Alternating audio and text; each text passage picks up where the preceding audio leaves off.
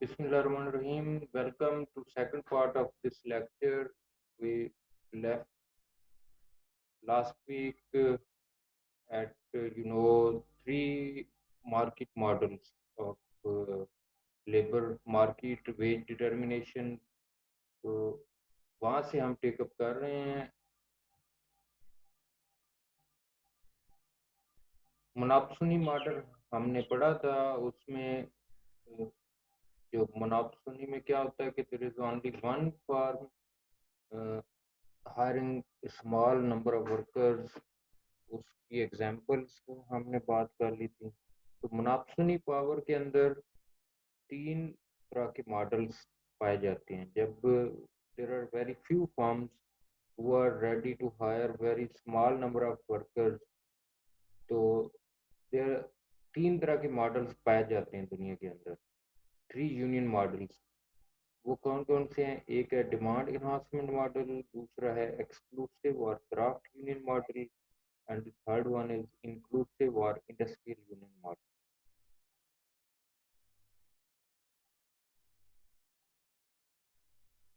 ये है demand enhancement model.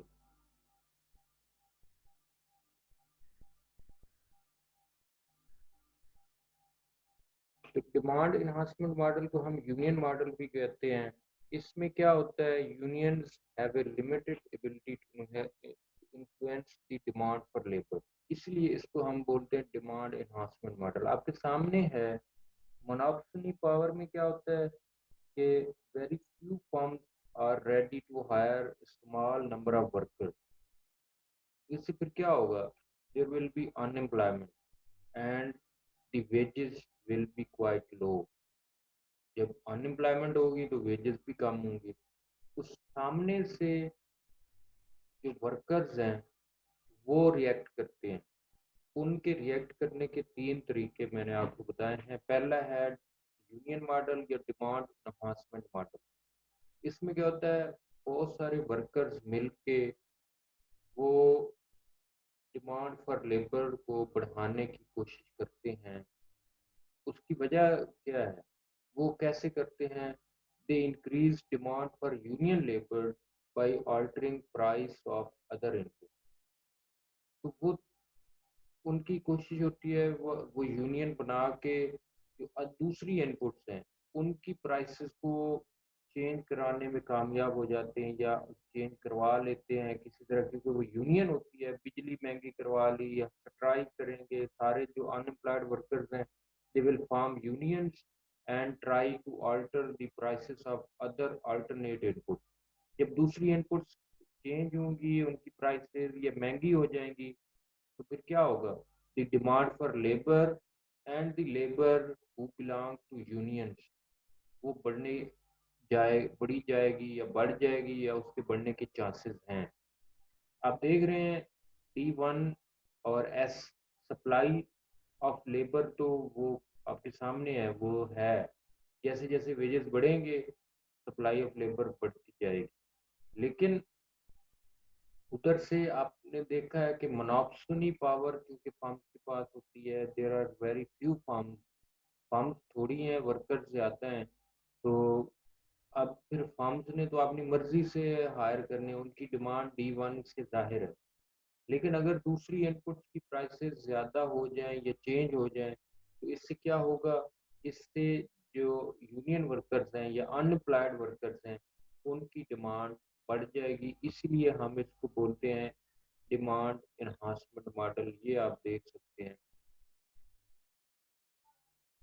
इससे क्या हुआ इससे एक तो एम्प्लॉयमेंट भी बढ़ी है आप देख सकते हैं हॉरिजेंटल एक्सिस पे quantity of labour increases from QC to QU और वेजेस भी WC से WU हो जाते हैं तो एक मॉडल ये पाया जाता है दुनिया में दूसरा मॉडल है क्राफ्ट यूनियन मॉडल ये उसका उलट है आपने देखा है पहला मॉडल है उसमें यूनियन वर्कर्स की या वर्कर्स की डिमांड को बढ़ाने की कोशिश की जाती है इसमें क्या है इसमें लेबर सप्लाई को रिड्यूस करने की ट्राई है या रिड्यूस करने की वो कोशिश करते हैं उसके बहुत सारे तरीके हैं।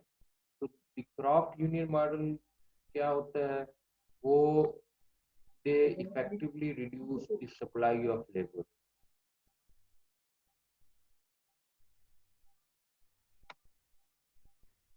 वो कैसे सप्लाई को रिड्यूस करते हैं, वो they restrict immigration by supported legislation. एक तो है कि वो इमिग्रेशन को कम करने की कोशिश करेंगे, मतलब अमेरिकन रेजिडेंट्स वो इमिग्रेशन पे कहते हैं वो पाबंदी लगवाते हैं, या यूनियन वर्कर्स जो लेबर यूनियंस हैं वो कह सकती हैं कि जी आप इमिग्रेशन को बंद करें, ख़त्म करें, कम करें। इससे क्या होगा, जिस नए बंदे उनकी मार्केट में जा रहे हैं, सऊदी अरब के जो लोग हैं वो अगर कहना शुरू कर दें कि जी बाहर से लोगों को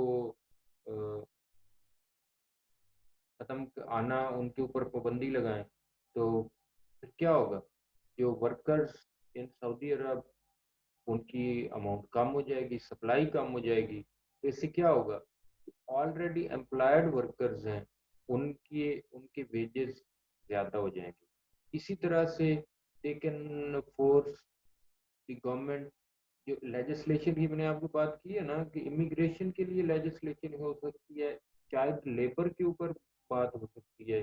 वो कह सकते हैं जी 15 साल से कम के बंदों को आप एम्प्लॉय ना करें, उनके ऊपर पाबंदी लगाएं। तो जब 15 साल से कम उम्र के लोगों को आप एंटर ही नहीं करेंगे तो इससे क्या होगा, जिसकी सप्लाई ऑफ लेबर। इसी तरह से they can force to enact some compulsory retirement ages। वो कहते हैं जी आप इनको जबरदस्ती जो 50 साल से ऊपर है उनको रिटायर करें। तो अगर वो रिटायर हो जाए, कानून बन जाए, तो क्या होगा, supply of labour will be reduce. और इसी तरह से शार्टर वर्क वीक, वो ये भी कह सकते हैं जी हम 6 दिन काम नहीं कर सकते, हम 5 दिन काम नहीं कर सकते। अब हमने या आप गवर्नमेंट को फोर्स कर सकते हैं कि आप जी 3 दिन से ज़्यादा लोगों को काम के लिए ना जाने दें, 3 दिन से ज़्यादा काम करना मना कर दें, 4 दिन से ज़्यादा काम करना मना कर दें। 4 दिन के बाद 3 दिन वो फ्री रहेंगे, वो लेजर करें, आराम करें, सुकून करें, फैमिली को टाइम दें। लेकिन फर्म्स के पास अमाउंट ऑफ लेबर या work done by the labour या amount of time available with this labour जो है वो क्या होगा, वो कम हो जाएगा। तो इससे भी लेबर सप्लाई कम हो जाती है। इसी तरह से एक्सक्लूसिव यूनियनिज्म आगे इसमें आ रहा है। वो अब एक्सक्लूसिव यूनियनिज्म में क्या होता है कि वो इसको हम एक्सक्लूसिव यूनियनिज्म भी कहते हैं। क्राफ्ट यूनियन का मतलब ही यही है कि एक खास किस्म की स्किल्ड लेबर होनी चाहिए। वो जो यूनियन बनाएंगे उसमें स्किल्ड लेबर की रिक्वायरमेंट होती है। एक्सक्लूसिव यूनियन उसमें खास लोग मेंबर हो सकते हैं।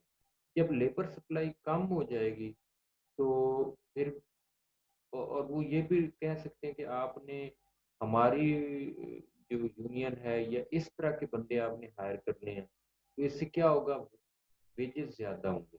जब सप्लाई कम है तो वेजेस ज़्यादा होंगी। ऑक्यूपेशनल लाइसेंसिंग, वो ऑक्यूपेशनल लाइसेंसिंग इशू करवा सकते हैं कि फलां बंदे जिसके पास जिस चीज़ का लाइसेंस है, जिस काम करने का लाइसेंस है वही काम करेगा। अब जैसे आप फैसलाबाद में गारमेंट्स हैं, जो बंदा जाता है वो उसको रख लेते हैं। लगा लेकिन अगर गवर्नमेंट या जो वर्कर्स हैं या यूनियंस हैं वो कहें जिसके पास जिस चीज़ का लाइसेंस हो आप उसी को हायर करें। जैसे आप ड्राइवर हायर करते हैं, उसका क्या तरीका का, तो ड्राइवर को हायर करना या ड्राइवर्स की मार्केट वो कैसे डिटरमिन होती है। हर बंदा ड्राइविंग के लिए नहीं जा सकता, ना वो ज्वाइन कर सकता है ड्राइविंग की बिजनेस को या ड्राइविंग की जॉब को, सर्विस को, सिर्फ जिसके पास लाइसेंस है। तो ऑक्यूपेशनल लाइसेंसिंग की वजह से भी आप ये डॉक्टरी मेडिकल जिनके पास लाइसेंस है वही काम कर सकते हैं। तो ऑक्यूपेशनल लाइसेंसिंग से भी सप्लाई है, एक तो वो रिस्ट्रिक्ट होगी और जो अवेलेबल लेबर है उसके वेजेस ज़्यादा हो जाएंगे। तो ये देखें।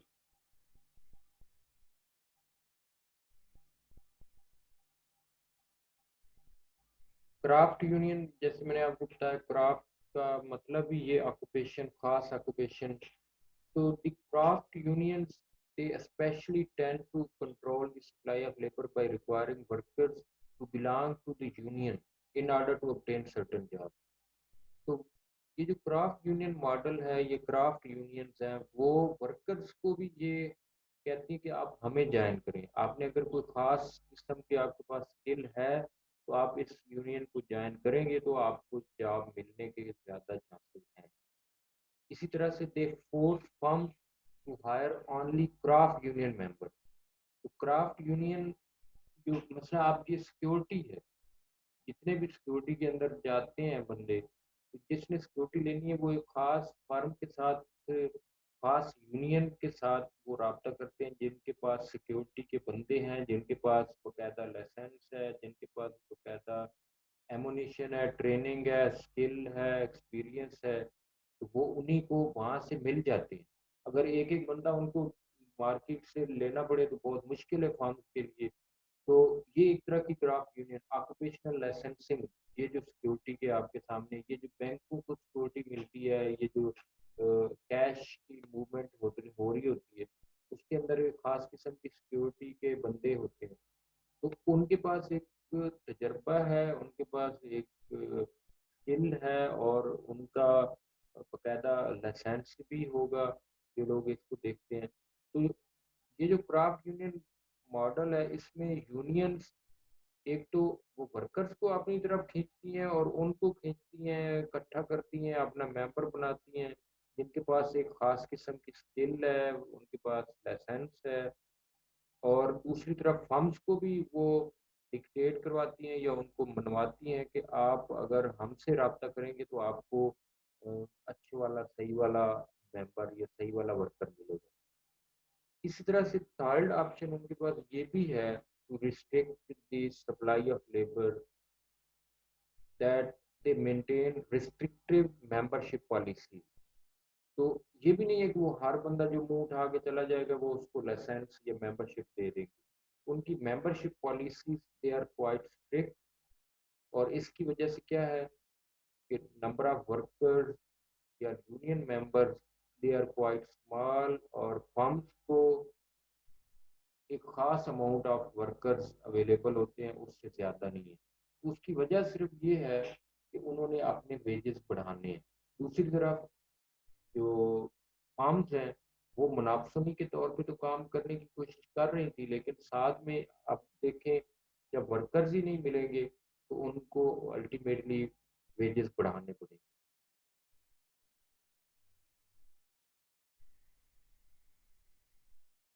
तीसरा है इंडस्ट्रियल यूनियन मॉडल या इंक्लूसिव यूनियन मॉडल। आप इस पिछले में देखें, वो है क्राफ्ट यूनियन, इसको हम बोलते हैं एक्सक्लूसिव यूनियन, ये नीचे लिखा हुआ भी है, एक्सक्लूसिव यूनियन मॉडल या क्राफ्ट यूनियन मॉडल। लेकिन ये जो है इंडस्ट्रियल यूनियन या इंक्लूसिव यूनियनिज्म, इसमें क्या होता है, वो इसमें जो यूनियंस हैं, labour union, worker unions, they organise all available workers rather than just select few. वो कुछ लोगों की बजाय सारे लोगों को वो इकट्ठा, वो कहते हैं ये हमारे मेंबर्स हैं, आप हमें ज्वाइन करें। ऊपर वाले को आप कंपेयर करें इसके साथ तो काफी आपको डिफरेंस नजर आएगा। तो ये जितने भी वर्कर्स हैं, चाहे स्किल्ड हैं, अनस्किल्ड हैं, और semi skilled, in in in an industry, मतलब गारमेंट्स है, गारमेंट्स की इंडस्ट्री में बहुत सारे वर्कर्स हैं जो स्किल्ड हैं, सेमी स्किल्ड हैं, और अनस्किल्ड भी हैं। तो वो सारे उनकी एक यूनियन बना लेते हैं, वो यूनियन बनाएंगे। और उसके बाद फिर क्या करते हैं, वो वेजेस के लिए प्रेशर एग्जर्ट करते हैं to increase wages by restricting supply, और बाय इंक्रीजिंग डिमांड। तो ये मैं आपके सामने अभी आ रहा है, एक तो ये इक्विलिब्रियम है, WC amount of workers, they get WC amount of wages.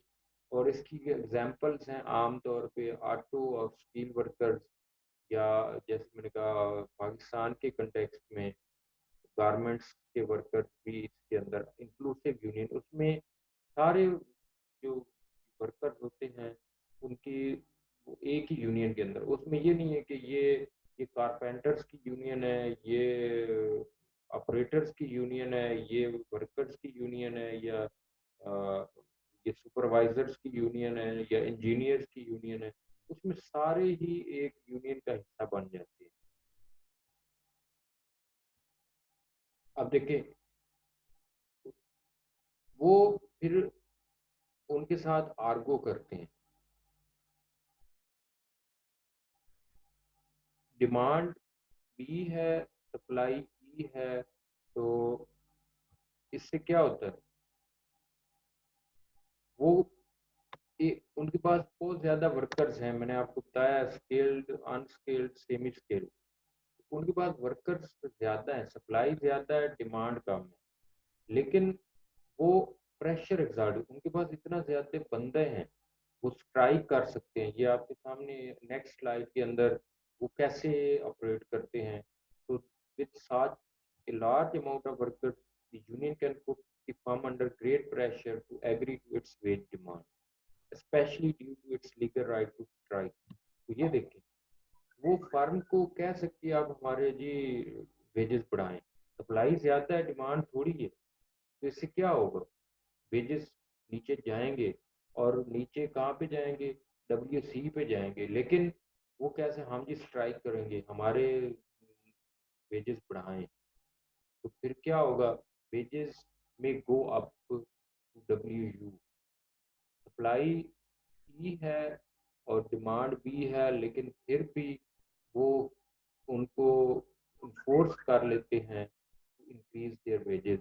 उसकी वजह है कि उनके पास प्रेशर है, वो प्रेशर डाल के उनको कह सकते हैं जी हमारे वेजेस बढ़ाए जाएं। तो दे exert great pressure to agree to their wage demands।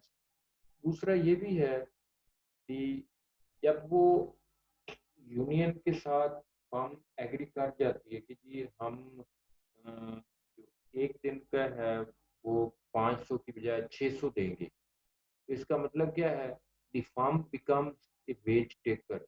अब उस सिचुएशन में मनाफसोनी में क्या था, फर्म वाज वेज मेकर, लेकिन यहाँ जब वो ये एग्री कर जाते हैं कि हम 500 की बजाय आप अगर कह रहे हैं 600, तो हम आपको 600 देंगे, तो इससे क्या होगा, वो वेज टेकर बन जाएंगे।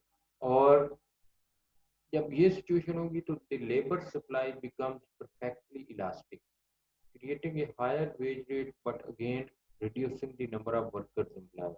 इससे क्या होगा, वेज रेट तो बढ़ेगा, लेकिन जो नंबर ऑफ वर्कर्स हैं वो फिर भी कम होंगे। आप इस ग्राफ के अंदर भी देख सकते हैं, ये देखें, वेज तो WU हो गया, लेकिन वेज वेज टेकर है फर्म, सप्लाई है ई, और डिमांड है उसकी बी। तो वो कहेंगे चलें जी ठीक है, हम आपके वेजेस बढ़ा देते हैं, लेकिन क्योंकि हमें हमारी डिमांड थोड़ी है तो हम बंदे काम कर देंगे। तो बंदे काम हो जाएंगे, लेकिन वेजेस फिर भी बढ़ जाएंगे। तो वो आप देख रहे हैं कि अनएम्प्लॉयमेंट है वो बढ़ जाएगी, QC से QU पे आ जाएंगे, और वेजेस ज़्यादा हो जाएंगे, यानी एम्प्लॉयमेंट कम हो जाएगी और वेजेस ज़्यादा हो जाएंगे। तो इसका इम्पैक्ट थोड़ा डिफरेंट है बाकियों की निस्बत, लेकिन आपको क्लियर हो जाना चाहिए कि ये कैसे ऑपरेट करते हैं different models of labour union. अब अगर हम देखें कि वेजेस का इंक्रीज करने से क्या जॉब या एम्प्लॉयमेंट पे क्या असर पड़ा है, तो क्या इससे ये भी हमें पता चलता है कि क्या यूनियंस सक्सेसफुल हैं। तो कुछ सिचुएशंस में हैं, लेकिन कुछ में नहीं भी हैं। तो अगर हम ओवरऑल देखें पिछले हिस्टोरिकल रिकॉर्ड को, तो wages have only risen up to 15%। On an average wage में यूनियंस की वजह से जो इंक्रीज आया है वो 15% ज्यादा हुए, लेकिन इसकी वजह से अनएम्प्लॉयमेंट बढ़ी है और restrictive ability to demand higher wage. जब अनएम्प्लॉयमेंट बढ़ेगी तो इससे क्या होगा, जो वर्कर्स हैं या यूनियंस की जो पावर है वो कम हो जाएगी। उसकी वजह ये है कि अनएम्प्लॉयमेंट है। अब वो अ, लोगों को अगर जॉब दिलवानी है तो वेजेस कम करने पड़ेंगे। तो जो फर्म्स हैं वो तभी नए वर्कर्स हायर करेंगी जब वेजेस कम डिमांड कर रहे हो। अगर आप वेजेस भी कहते हैं कि जी वेजेस भी ज़्यादा होने चाहिए, तो आपने ये लास्ट मॉडल के अंदर जो देखा है, इंक्लूसिव यूनियन मॉडल, आपने वेजेस अगर ज़्यादा मनवा लिए हैं तो एक ना एक दिन किसी ना किसी तरह जो फर्म है वो फिर कुछ वर्कर्स को निकालना भी शुरू कर देगी, क्योंकि उसने अपने आप को भी सर्वाइव करना है, अपना प्रॉफिट भी उसने सिक्योर करना है। तो जब आप वेज रेज की बात करते हैं, वेज इंक्रीज की बात करते हैं, डिमांड करते हैं, तो उससे वेजेस तो 15% तक ऑलमोस्ट बढ़े हैं इन द वर्ल्ड। लेकिन उसकी कंसिक्वेंसेस क्या होते हैं, जो अनएम्प्लॉयमेंट है वो बढ़ जाती है। और जब अनएम्प्लॉयमेंट बढ़ती है तो the ability of the unions to argue for higher wages it goes down. उनकी एबिलिटी टू डायलॉग या ability to convince the firms for higher wages वो कम हो जाती है। तो there is the chance of restricted ability of the union to demand higher wages। जब उनके पीछे बंदे ही बहुत सारे उनके यूनियन के मेंबर्स ऐसे ही फारिग बैठे होंगे, तो फिर उनकी जो पावर है टू इंक्रीज वेजेस वो कम हो जाएगी। अब फिर उनकी कोशिश होगी कि यार इनको किसी तरह से नौकरी दिलवाई जाए, ये हमारे मेंबर्स हैं और इनको अगर वो निकाल देते हैं या वो निकल गए हैं तो फिर वो कम वेजेस पे भी मान जाएंगे। एक और है हमारे पास बाइलेटरल मोनोपोली मॉडल। उसमें ये दोनों तरह के होते हैं, यानी मोनोपोसोनी भी है और इंक्लूसिव यूनियनिज्म है। इसमें क्या है, सिंगल बायर एंड सेलर दोनों तरफ। बाइलेटरल का मतलब है कि सेलर और बायर दोनों they are both one in number, यानी एक सेलर है और एक ही बायर है। यानी एक बायर का मतलब ये है कि एक यूनियन है और एक फर्म है। तो it's not so much common in the world. और इसकी जो आउटकम्स हैं they are also not quite clear, indeterminate outcome. इसका मतलब है कि कोई क्लियर आउटकम हमारे पास नहीं है और इसकी डिज़ायरेबिलिटी भी नहीं है, इतना ये आप डिज़ायर भी नहीं करते। लेकिन कुछ खास सिचुएशन में अगर होता भी है तो इतनी ये कॉमन आपके सामने नॉट अनकॉमन। तो ये अनकॉमन नहीं है, लेकिन ये हो सकती है। लेकिन इसके जो डिज़ायरेबल रिजल्ट्स हैं वो क्वाइट अनरियलिस्टिक भी हैं, अनक्लियर है, इनडिटर्मिनेट आउटकम। अब इसके बाद जब आप देख रहे हैं कि जो वर्कर्स हैं वो ज़्यादा वेजेस चाहते हैं और फर्म्स जो हैं वो कम वेजेस देती हैं, कम वेजेस देती हैं तो वर्कर्स कम काम पे आते हैं, थोड़े वर्कर्स आते हैं, एम्प्लॉयमेंट कम होती है। दूसरी तरफ वेजेस बढ़ाने के लिए अगर यूनियंस प्रेशर एग्जर्ट करती हैं, उसके अंदर भी एक आध मॉडल को छोड़ के उसके अंदर भी चांसेस होते हैं अनएम्प्लॉयमेंट होने के। तो मिनिमम वेज कंट्रोवर्सी, तो फिर कौन सा मिनिमम वेज होना चाहिए, किस रेट पे वर्कर्स को हायर किया जाना चाहिए।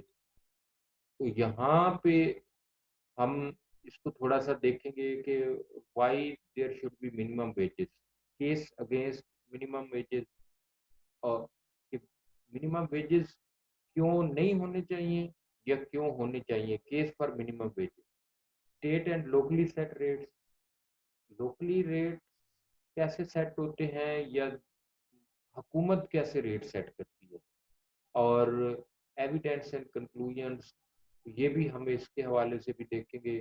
टाइम फर्स्ट सेशन का